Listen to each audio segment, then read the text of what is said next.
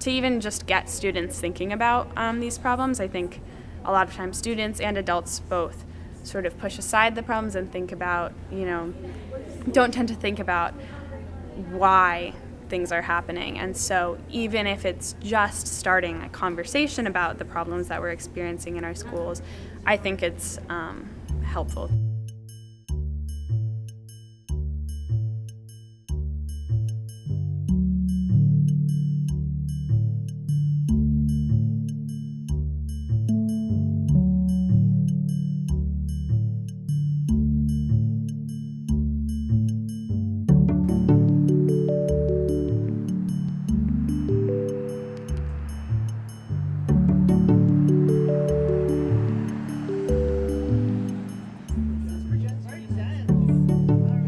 We're here to look at the results of the Vermont Youth Survey and determine what course of action we could take based on those data. But not sure about the specifics. I'm looking forward to see where it goes. So the Youth Risk Behavior Survey is a survey that's taken every other year by young people across the country. And it's used to sort of get a snapshot of health and risk behaviors that young people are showing or experiencing. I've seen some of the YRBS data for our area, but that doesn't mean I know how to effectively interpret it and use it. And it just kind of felt like we weren't being listened to and a little talked down to. And there's a lot of dialogue between adults about what can we do to fix this problem. I see it when people are talking about electronic vapor products, when people are talking about marijuana use. Kind of excited to get a little bit more of a smaller conversation going with students and trying to get more of their perspective and ideas of where this could go.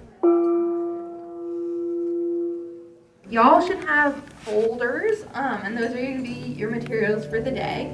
From the sort of practical sense, it teaches the students how to lead the activities and what they're going to be doing, and just kind of immerses them in the material and in what we're going to be looking at. What we want you to do is at your table, just take 5 minutes to look through some of the data and try and think about anything that's surprising, something you think that might be a strength in your school, or something that's concerning to you. Okay. But it's definitely shocking. Yeah, it's still sad. Yeah. Okay, texted or emailed while driving in car. Huge percentage of sport-related concussions. So that was kind of interesting. Was that something that you were really surprised by? Yeah, I was surprised by it. Secondly, one of the really great things about this training is the way in which it brings together students from different schools. These are a framework that we're going to use to look at what are some of the strengths in your own community. So Nadia's going to tell you a little bit about those, and then we're going to get into an activity. So it's really important to think about assets when you're thinking about the strengths and even the concerns in your community. Burton has a really robust theater and athletics program. Maybe you should talk about the support groups, and then I can talk about the leadership summit, because that's kind of something to be. There were, I think, 80 people here from high schools, all the way from the very southmost county of the state to the northmost county of the state. And so it's really interesting to go to the high school training is usually first, to go to the high school training and hear these really deep ideas about certain problems, and hear students really considering the different things that they can implement in their school and how they're going to make things happen, and then go to the middle school training and just see all this excitement. You better win! You made it out! So for middle school, we actually had a record-breaking group. We had 12 schools. We've never had that many schools before. Right now, we're starting to gather information. You're also going to gather folks together. You're going to analyze some data, hopefully by the end of November. You're going to share that data and your analysis of it, hopefully in January with your community. And then you're going to move to action, take some of your concerns and make changes. And at the very end of the year, reflect on how you did. You can tell that they know that what they're doing is important, and so even though they're only 10 or 11, they're thinking about what they want to do and really considering what is best for their school. 21% in the South Supervisory Union felt sad or hopeless in the past year, and then 19% in Vermont felt sad or hopeless in the past year. It's 19% isn't exactly a big number, but it's still not it's it's still a big issue. Yes, we are getting up there, we are getting the necessary information out there, but when they start thinking about like, how would I change these activities to better fit my school? How am I going to implement this? I think that that's the really important part. It sounds like you want a more equitable way of inviting people this year. Okay, so I think that's a good thing to visit with this group. Like, and Is that what you are mean? we It going to was have an equitable? application process? Oh yeah, Or, they should do you that. know, So like they give a good reason why they want to come and what they are hoping to get out of it. It can be scary, especially for younger students, to speak to a group of 130 people. But when students are ready and they raise their hand and they get right up and they want to share, you can tell that they're really excited about and engaged in the material that they're working with. We have a lot of social justice groups and groups for students in the LGBTQ plus community. Like for your religion or whatever, people could see that as weird and not normal. So I guess they could like poke on you for that. Like on a sports team, you have like your teammates and they support you. And then like out of school, we have like our families and friends. So we hope they walk away with an understanding of the process, the tools, at least some of the tools that they need to implement the program back in their own school, confidence that they can be the ones standing up there and leading others through this process, and that they're excited.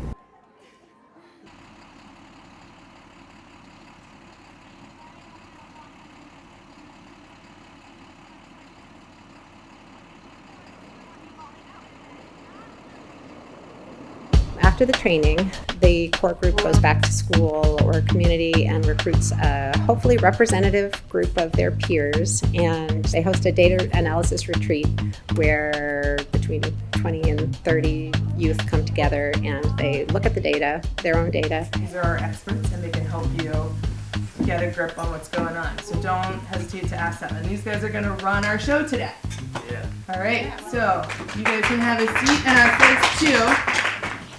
Alright, let's do this. Alright, hello everyone. I'm Luca DeRuza, and this is Mila Smith. Yes, this is Mila Smith. Anyhow, so today we're gonna give you some facts, some hard facts, and we want your thoughts about these facts. We're gonna think of, like, I think Matt as a group is gonna think of some proposed action steps to help stop, like, think about what's good on the survey, but also think about what we can do to stop the not so good things. Sure, it's not what one person thinks, it's a group discussion and proposed action steps to move forward to get the best possible results. I've been really impressed with how the students are able to have those uncomfortable conversations very openly and respectfully, and with an ability to show a lot of empathy in terms of understanding other people's experiences. All of it relates to the females, like females harm themselves without wanting to die. They had been forced to have sexual intercourse, or like they feel that they don't matter to the community. They should feel like they can speak out and they can make a change in their school, and this percentage doesn't show that. Just found that surprising, like all three of their concerns were all related to one root cause. It is pretty novel to have youth using this data to create dialogue and to decide what they think is important and then have change happen because of their priorities. So here's what we got. Our three concerns. Number one, 10% of students seriously thought about killing themselves. Number three, 9% of folks bullied someone else in the past 30 days. And number six, 47% think that alcohol would be sort of easy or very easy to get. They come to a decision as a group about what their top three concerns and their top three strengths are from the data. They spend some time talking about root causes and then developing a preliminary action plan.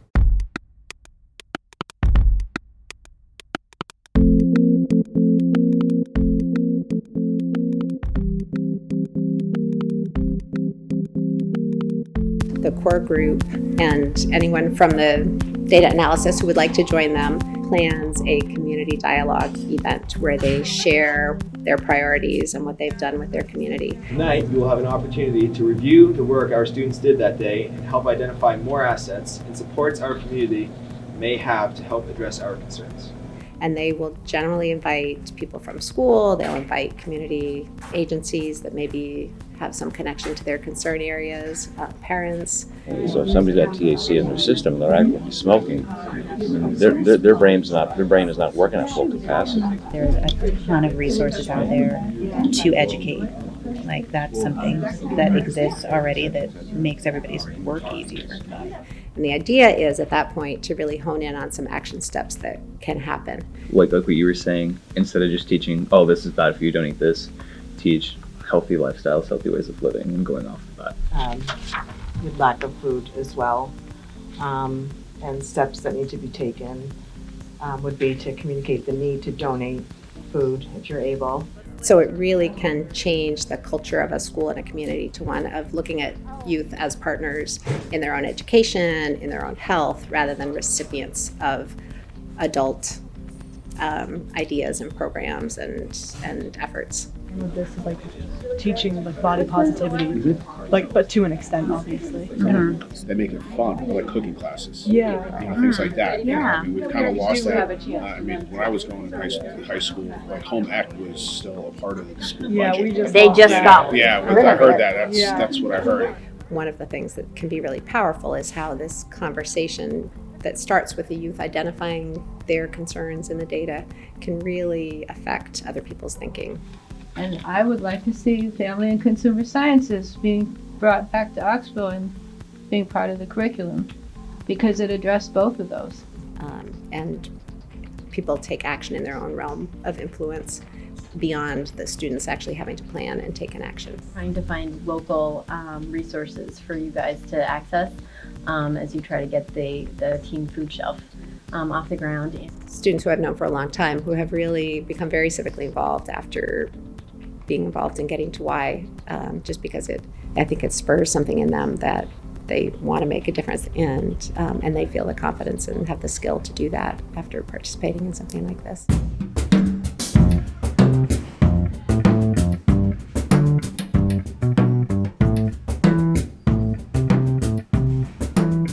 An example of how the dialogue can motivate others to implement some kind of a change is at Oxbow, where they identified food insecurity as one of their top concerns. Another student who attended, who happened to be part of the National Honor Society, made the connection between the Getting to Why team's concern and some things that they had been talking about at the National Honor Society.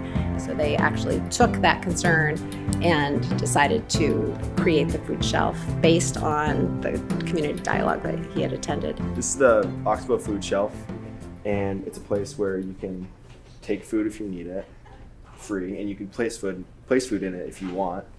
It's really for anyone, but like we're trying to make it so people who need the food can have this food.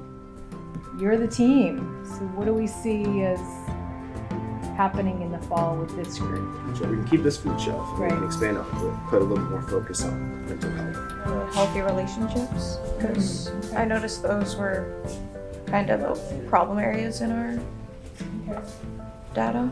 I guess anxiety and depression, like trying to help people who have that. We did have quite a few people from the mental health community at our community event, so maybe we could reach out to them to see what kinds of things, resources they would have to bring into the school. I feel like it's the most important thing we can do is to join as a multi-generational community to work on issues that really matter. So for me, I think that's the magic of the work.